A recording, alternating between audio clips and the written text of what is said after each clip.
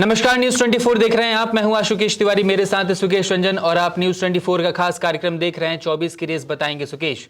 लोकसभा चुनाव का आगाज हो चुका है, दूसरे चरण का मतदान होना है 26 अप्रैल को और आज हम बात करने वाले हैं उत्तर प्रदेश की राजनीति की। उत्तर प्रदेश में लोकसभा चुनाव को लेकर जब पहले चरण का मतदान था, जब वो मतदान खत्म हुआ उसके बाद से समाजवादी पार्टी और कांग्रेस बहुत ज्यादा कॉन्फिडेंट दिख रही थी कि उनकी यूपी में पकड़ मजबूत हो रही है, इस लोकसभा चुनाव में वो बेहतर प्रदर्शन करने वाले हैं। हमने ही आपको सुकेश सर ने बताया था कि कैसे हो सकता है रायबरेली और अमेठी से गांधी परिवार से राहुल गांधी और प्रियंका गांधी चुनावी मैदान में उतरे। इसी बीच इंडिया गठबंधन को और मजबूत करने के लिए ऐसी खबरें आ रही हैं कि अखिलेश यादव भी चुनावी मैदान में उतरने वाले हैं, कल नामांकन भर सकते हैं, यहां तक की खबरें आ गई हैं। सर, ये खबर कितनी ज्यादा इस खबर में सच्चाई है और क्या सच में और ज्यादा मजबूत करने के लिए ऐसी खबरें आ रही हैं या फिर अखिलेश यादव सच में उतरने वाले हैं? पहले तो आशुकेश बहुत समय के बाद मिल रहा हूं अपने दर्शकों से, तो माफी चाहता हूं, लेकिन चूंकि देश भर में घूमना हो रहा है और एक कार्यक्रम प्रेस क्लब जो है वो न्यूज़ 24 पे चल रहा है, जिसमें आप हमारे जैसे जो लोकल जर्नलिस्ट जिन प्रदेशों में जा रहा हूं वहां उनसे बात करके जमीन टटोलने की कोशिश कर रहा हूं कि वहां क्या होने वाला है। अलग अलग प्रदेशों से ये कार्यक्रम कर रहा हूं, इसलिए नियमित तौर पे आपसे रूबरू नहीं हो पा रहा हूं, उसके लिए माफी चाहता हूं। ये कार्यक्रम प्रेस क्लब जो है वो न्यूज़ 24 पे आप देख सकते हैं। आशुकेश ने सवाल किया कि ये जो खबरें आ रही हैं अखिलेश यादव के लड़ने की, तो मैं उसकी पुष्टि करता हूं कि अखिलेश यादव कन्नौज से चुनाव लड़ेंगे। मेरी जानकारी में अखिलेश यादव का चुनाव लड़ना कन्नौज से तय था, लेकिन थोड़ी दुविधा यह थी कि तेज प्रताप, जिनका टिकट अनाउंस हुआ था, वो लालू यादव के दामाद हैं, वो एक बार सांसद रह चुके हैं, तो थोड़ी दुविधा थी क्योंकि शायद वो कमिटमेंट लालू यादव को दे चुके थे कि तेज प्रताप को हम यहां से लड़ाएंगे, लेकिन कन्नौज से लोग अखिलेश यादव को चाहते थे, तो पहले उनका नाम अनाउंस हुआ। लेकिन मुझे लगता है कि अखिलेश यादव, ये तो पहले से मन, मैंने कहा कि बनाया हुआ था उन्होंने, क्योंकि वो राहुल और प्रियंका दोनों को कन्विंस कर रहे थे कि आप दोनों को उत्तर प्रदेश से चुनाव लड़ना चाहिए जी। उनके खुद के चुनाव लड़ने में रविवार को जब दोनों गाजियाबाद में थे तो उस समय चर्चा हुई और मुझे लगता है कि वहीं ये पटकथा लिखी गई कि आपको भी चुनाव मैदान में उतरना चाहिए जी। तो तेज प्रताप अब चुनाव नहीं लड़ेंगे, अखिलेश यादव चुनाव लड़ेंगे और गुरुवार को नामांकन दाखिल करेंगे, ऐसी मेरी जानकारी है। तो कुल मिलाकर अखिलेश यादव चुनाव मैदान में उतरेंगे, 5 अपने परिवार के यादव जो हैं वो चुनावी मैदान में है। अब क्या बदल गया है जी? आपने अपने प्रारंभिक संबोधन में कहा कि मैंने ये बताया था कि राहुल गांधी भी चुनाव मैदान में उतरेंगे अमेठी से, रायबरेली प्रियंका से उतरेंगी, चुनाव मैदान में उतरेंगी, अखिलेश यादव की भी घोषणा हो गई है। तो क्या इससे एक is this A shot in the arm for India block? क्या इससे कुछ ताकत मिलेगी, कुछ ऊर्जा मिलेगी क्या? ये तमाम नाम अखिलेश यादव पिछले चुनाव में भी उतरे थे, राहुल गांधी भी मैदान में थे, प्रियंका नहीं थी लेकिन सोनिया गांधी थी, और सपा बसपा का गठबंधन भी था जी, लेकिन बहुत अच्छा परफॉर्म नहीं कर पाए। तो पिछली बार और अब में क्या बदल गया है? आपने कहा पहले चरण के बाद कॉन्फिडेंट दिख रहे थे, तो on the face of it तो कॉन्फिडेंट दिखना पड़ता है, लेकिन मोटे तौर पे रणनीति में एक बदलाव है जी, और वो बदलाव विधानसभा चुनाव में उसने अखिलेश यादव की मदद भी की है। यह एनालिसिस इस राइडर के साथ कर रहा हूं कि बहुत कम ऐसे प्रदेश हैं जो खाटी प्रदेश हैं, गुजरात जैसे हो गया, मध्य प्रदेश हो गया, राजस्थान हो गया, यहां बीजेपी की जड़ें बहुत मजबूत हैं और बाइपोलर कॉन्टेस्ट होता है जी। जहां मल्टी कॉर्नर कॉन्टेस्ट है, उन प्रदेशों में उत्तर प्रदेश एक अकेला राज्य है, बड़ा राज्य, जहां बीजेपी ने अपनी जड़ें बहुत गहरी जमा ली है जी। उसका कास्ट कॉम्बिनेशन बहुत तगड़ा हो चुका है। आप नेताओं से, विपक्ष के नेताओं से, बीजेपी के विपक्ष में जो उनकी पॉलिटिकल एडवर्सरी है उनसे भी पूछेंगे तो वो कहते हैं, मानते हैं कि बीजेपी ने यहां जो कॉम्बिनेशन बनाया है वो बहुत ही अच्छा है। अब इस बार कुछ क्या बदल जाएगा? क्या कॉन्टेस्ट में दिखाई देंगी इंडिया ब्लॉक? और अगर ऐसा है तो क्यों ऐसा है, इसको समझना जरूरी है। ये कॉन्फिडेंस कहां से आता है? तो मैं आपको बताता हूं कि ये कॉन्फिडेंस आता कहां से है। ठीक है। मैंने आपको कहा कि यादव जो बड़ी संख्या में उत्तर प्रदेश में हैं, उनके नेता, सबसे बड़े नेता वो भी यादव नेता है, तो एक प्राथमिकता होती है कि हम उन्हें यादवों को सीट मिले ताकि वो वोट बैंक न खिसके। MY कॉम्बिनेशन बिहार की तरह यूपी में भी है, तो क्या उसको बढ़ाने का, उसको एक्सटेंड करने का समाजवादी पार्टी ने एक प्रयास किया है? और क्या उस प्रयास के तहत ही ये कॉन्फिडेंस उनको आता है? अब मैं आपको बता दूं, 58 सीटें समाजवादी पार्टी घोषित कर चुकी है जी। एक सीट कैसरगंज की घोषित करनी बाकी है। कैसरगंज किस लिए रुका है दर्शकों को मालूम है।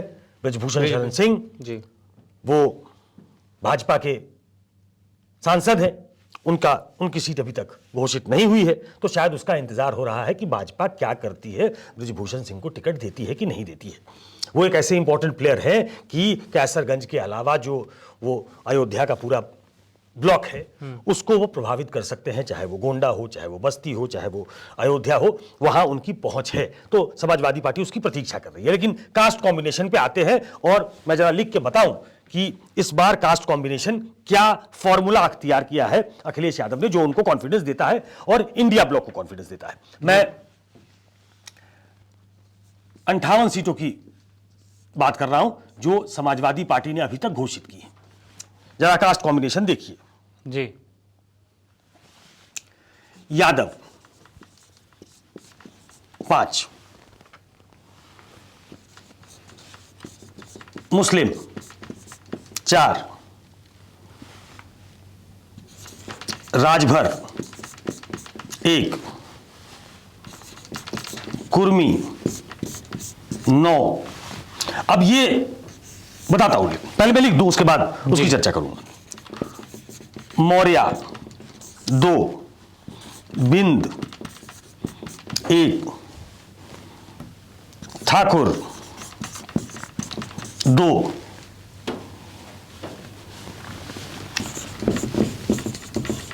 ब्राह्मण 2, पाल 1, कश्यप 1, कुशवाहा 1, निषाद 2, सैनी 1,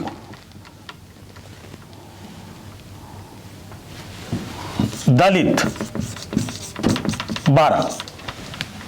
मैं कास्ट कॉम्बिनेशन बता रहा हूं आपको। अब कैसे ये पैन आउट करता है जी, और ये क्यों इंपॉर्टेंट है। यादव जीत सकते हैं जिनको अवॉइड नहीं किया जा सकता जी, सिर्फ उनको ही टिकट मिला है। मुस्लिम चुनाव पोलराइज ना हो जाए, उनको मुसलमानों का मसीहा बनाकर सिर्फ पेश कर दिया जाए, जो अभी तक मौलाना मुलायम के जमाने से होता रहा है, इसलिए मुस्लिम भी 4। मुरादाबाद जैसी सीट एसटी हसन से वापस ले ली गई। इसके अलावा जो नोटिस करने वाली चीज है, कुर्मी 9। ये हाल के सालों में एक कोर वोट बैंक के तौर पे बीजेपी और उनके पार्टनर अनुप्रिया पटेल का वोट बैंक है जी। अनुप्रिया पटेल की बहन ने, जो सूबे के उप मुख्यमंत्री हैं, बड़े नेता हैं, उनको हरा दिया था, मौर्य साहब को। उस बिरादरी को 9 सीटें देना, ये वहां इनरोड बनाने की कोशिश है। कुशवाहा, बाबू सिंह कुशवाहा एक ऐसी सीट पे उन्होंने उतार दिया है जौनपुर से, और बाबू सिंह कुशवाहा के समाज के एक बड़े नेता के तौर पे देखे जाते हैं। रिप्रेजेंटेशन कम है, लेकिन उन्हें उतारकर एक मैसेज देने की कोशिश है। दलित 12। पिछली बार विधानसभा के चुनाव में, या जो एक उपचुनाव हुए विधानसभा का, जिसमें दारा सिंह अपना चुनाव हार गए थे जी, उसमें दलितों ने अच्छा खासा वोट किया समाजवादी पार्टी को। तो 12 सीटों पे उन्होंने दलित उतारा है। इसमें से 2 सीटें ऐसी हैं आशुकेश जी जो जनरल सीटें हैं, उनमें अयोध्या एक है, वहां पे भी दलित उम्मीदवार दिया है। तो एक एम्पावर करने का, कि दलित हमारी तरफ आए, एक मैसेज देने की कोशिश है। मैं कास्ट कॉम्बिनेशन के हिसाब से ये एनालिसिस कर रहा हूं, और कोई इस बात से नकार नहीं कर सकता, इस फैक्ट से कोई नजर नहीं चुरा सकता कि ऐसे प्रदेशों में और देश भर में कास्ट कॉम्बिनेशन बनाने की कोशिश होती है, और खास तौर पे जो काऊ बेल्ट है, हिंदी बेल्ट है, वहां तो कोशिश होती ही है। बीजेपी ने निषाद को भी दो सीटें दी हैं समाजवादी पार्टी ने। तो ये जो मोस्ट बैकवर्ड क्लास से जो वर्ग आते हैं, उन सब ठाकुरों को भी 2 सीट, ब्राह्मण को भी 2 सीट, लेकिन पाल, कश्यप, कुशवाहा, निषाद, सैनी, दलित, मौर्य, कुर्मी, राजभर, सारे बॉक्सेस टिक करने की कोशिश है अखिलेश यादव की तरफ से। और ये इनको एक कॉन्फिडेंस देता है कि इस बार उस आधार पे बीजेपी को घेरा जाए, जिस आधार पे उसने वहां एक अपनी ऐसी इमेज बनाई है कि उसे हर वर्ग का वोट मिलता है, और वो विक्टोरियस इमर्ज करती है, और कई बार तो इनविंसिबल दिखती है। आपने सर बोला कि इसी फॉर्मूले से विधानसभा चुनाव में भी फायदा हुआ था अखिलेश यादव को, क्या वो फायदा लोकसभा में भी वर्क करेगा, क्योंकि दोनों चुनाव को डिफरेंट देखा जाता है? देखिए, मैं ये नहीं कहता हूं कि पूरा का पूरा वैसे ही ट्रांसलेट हो जाएगा, लेकिन मैं ये जरूर कह सकता हूं कि अभी तक का जो प्रयोग था अखिलेश यादव का, उसको थोड़ा उन्होंने बड़ा करने की कोशिश की है। मैं उसी में आगे आपको बताऊं, अगर आप थोड़ा ध्यान देकर देखेंगे, मैंने देखा जैसे कुशीनगर है, मैं सेक्टर वाइज अगर बात करूं, कुशीनगर जी, देवरिया, गोरखपुर, आगे बढ़ जाए बस्ती, ये तमाम सीटें ऐसी हैं जहां बीजेपी ने ब्राह्मण को टिकट दिया है जी। यहां इन तमाम सीटों पे ब्राह्मण अच्छी खासी संख्या में हैं भी, लेकिन इन सीटों पे अखिलेश यादव ने अलग अलग प्रयोग किया है। ब्राह्मण की काट उन्होंने ब्राह्मण नहीं दी है, दलित दिया, कहीं दलित दिया है, कहीं ओबीसी दिया है, कहीं निषाद दिया है जी।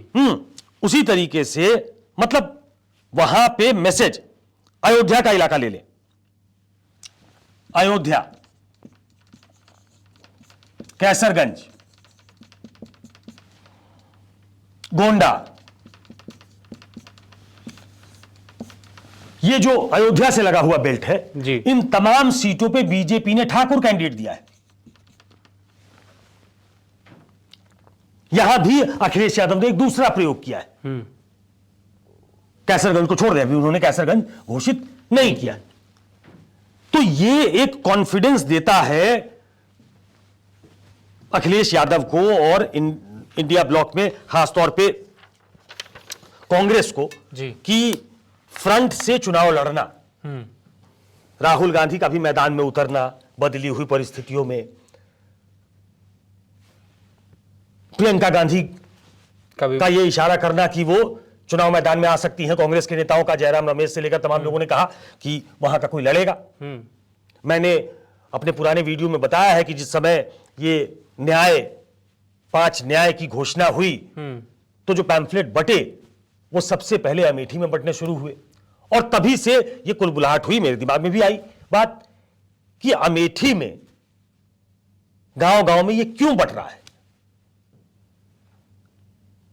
तो बत्ती जली जी, लेकिन तो उससे ये गया कि राहुल गांधी वहां उतर सकते हैं। तो तमाम ऐसे अपने सेनापतियों के साथ मैदान में उतरने से जो आपका काडर है उसमें भी एक ताकत आती है, एक ऊर्जा आती है। और चूंकि आप इस कॉम्बिनेशन के साथ जाते हो तो ऐसा लगता है कि आप विनिंग फॉर्मूला के साथ जा रहे हो, जीतने की कोशिश करने के लिए जा रहे हो। आप ऐसा नहीं है कि जो मानकर चल रहे हैं कि बीजेपी का तो वहां एज है ही, तो हमने अपने हथियार डाल दिए। लेकिन ये फाइट पॉलिटिकल पार्टी को लड़ते हुए दिखना चाहिए और ये एक लड़ाई बनाने की कोशिश है। मैं फिर से एक राइडर लगाता हूं कि बीजेपी वहां एक बड़ी मजबूत सांगठनिक दृष्टि से, रिसोर्सेज की दृष्टि से, वहीं से प्रधानमंत्री चुनाव लड़ते हैं, वहीं से योगी आदित्यनाथ एक लोकप्रिय मुख्यमंत्री आते हैं। लेकिन उसके बाद भी जिस तरीके से, बावजूद भी जिस तरीके से खड़ा होने की कोशिश है, वो इस चुनाव को इंटरेस्टिंग बनाता है। मतलब सर बेसिकली कि जैसा आपने लास्ट वीडियो में बताया था कि पहला तो ये कॉम्बिनेशन, उसके बाद से राहुल गांधी, प्रियंका, अमेठी से राहुल गांधी आएंगे ही आएंगे, आप हमेशा बोलते हैं। रायबरेली से प्रियंका गांधी की बात करते हैं, फिर अखिलेश यादव आ रहे हैं। आपने बसपा को लेके भी एक स्टांस बताया था कि कैसे बीएसपी भी अब बीजेपी पे हमलावर है, मायावती भी अब भाषण दे रही तो बीजेपी पे भी हमलावर हो रही है। यानी बीजेपी को इन तीनों जगहों से झटका लगते हुए दिख रहा है इस चुनाव में, या फिर ऐसे कहे कि एक मजबूत और स्ट्रांग फाइट इसको मिलने वाली है, ऐसे ही वॉक थ्रू नहीं मिल जाएगा उसको? नहीं, वॉक थ्रू, वॉक ओवर तो नहीं है। पहले चरण का चुनाव भी बताता है कि वॉक ओवर नहीं है। कुछ सीटें ऐसी हैं, हमने उसकी चर्चा की है, जहां पे कॉन्टेस्ट है जी, और अच्छा खासा कॉन्टेस्ट है, जिसको आप बिल्कुल या थ्रू वाली स्थिति जो होती है जी, वो वॉक ओवर नहीं मिल रहा है बीजेपी को। ये कोशिश है।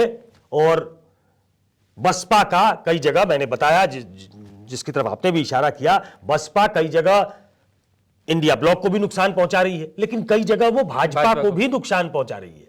वो नुकसान पहुंचाना ऐसा दिखाता है कि वो शायद अपने पैरों पे खड़ा होने की कोशिश कर रहे होंगे, या फिर वो अपना खोया हुआ ग्राउंड या जो बचा हुआ वोट बैंक है उसको समेटने की कोशिश कर रहे हैं कि हम कम से कम महदूद रहें, लेट्स बी ए रेकनेबल फोर्स, नहीं तो हम खत्म हो जाएंगे। तो वो उसके लिए अड़े हुए हैं। तो वो कई जगह भाजपा को भी नुकसान पहुंचा रहे हैं। उसकी चर्चा मैंने एक दूसरी वीडियो में की है, इसलिए बहुत डिटेल जाने की जरूरत नहीं है। लेकिन कुल मिलाकर बसपा का भी कई जगह ताकत से लड़ना, समाजवादी पार्टी और कांग्रेस का भी ताकत से लड़ाई में आना, वो बीजेपी को एक स्मूथ रन नहीं दे रहा है, इतना कहा जा सकता है। मतलब बेसिकली बीएसपी भी है, इंडिया गठबंधन लड़ रही है, उसके साथ अभी आपने ये जो कॉम्बिनेशन समझा, कास्ट कॉम्बिनेशन समझा, वो ऐसे बीजेपी को जीतने नहीं देने वाली। बीजेपी को लड़ना पड़ेगा और फाइट तो स्ट्रांग होने वाली है। 26 अप्रैल को दूसरे चरण का मतदान है। अगर आपके कॉन्स्टिट्यूएंसी में वोट डाले जाएंगे तो जाइए, मतदान कीजिए, अपने पॉलिटिकल पार्टी, अपने कैंडिडेट को चुनिए और लोकतंत्र के सबसे बड़े त्यौहार में हिस्सा लीजिए। फिलहाल इस वीडियो में इतना ही। धन्यवाद।